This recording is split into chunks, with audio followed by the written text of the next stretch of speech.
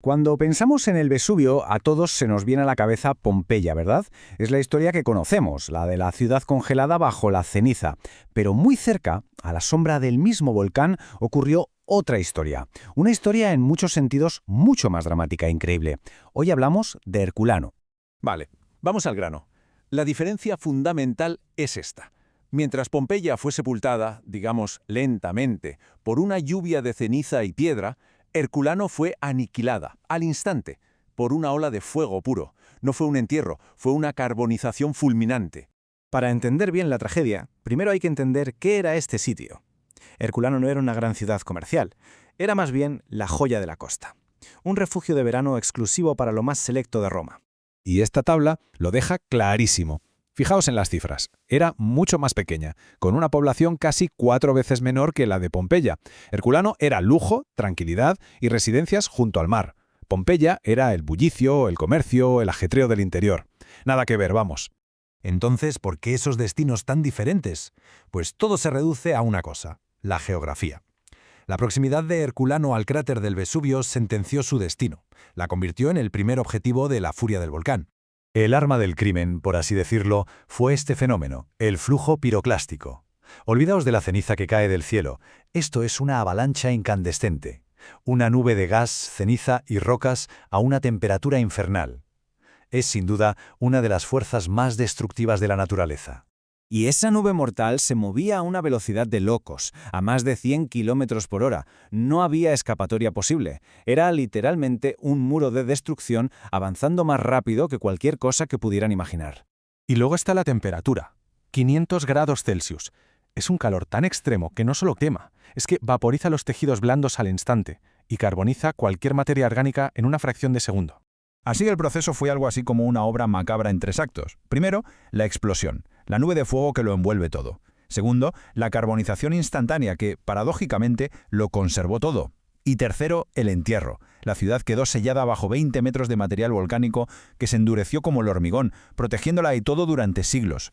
Y esto nos lleva a uno de los mayores misterios de la arqueología. Una idea sobre Herculano que se dio por buena durante siglos y que, bueno, resultó ser completamente falsa. La pregunta que se hacían los primeros excavadores era obvia. Si la destrucción fue tan rápida y total, ¿dónde estaba la gente? Las calles, las casas, todo estaba extrañamente vacío. No había restos humanos.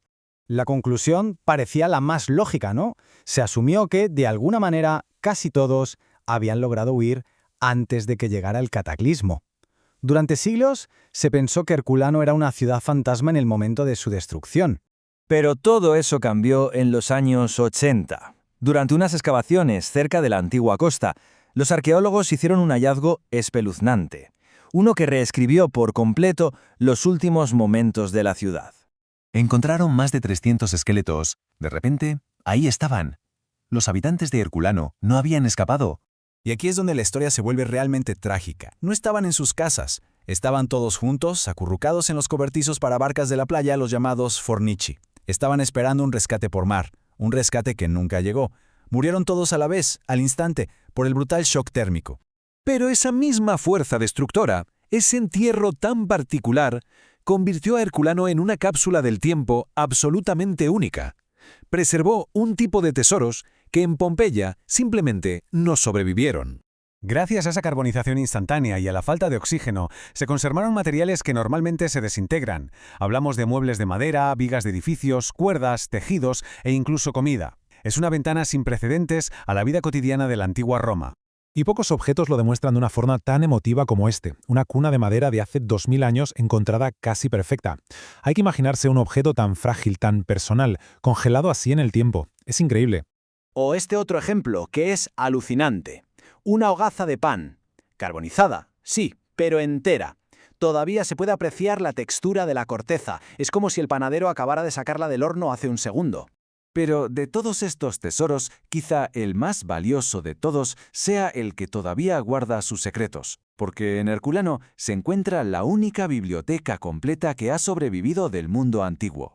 Resulta que en una mansión de lujo, que hoy conocemos como la Villa de los Papiros, se encontraron cientos de rollos de papiro. El calor extremo los convirtió en frágiles cilindros de carbón, sí, pero al mismo tiempo selló la tinta y todo el conocimiento que guardaban en su interior.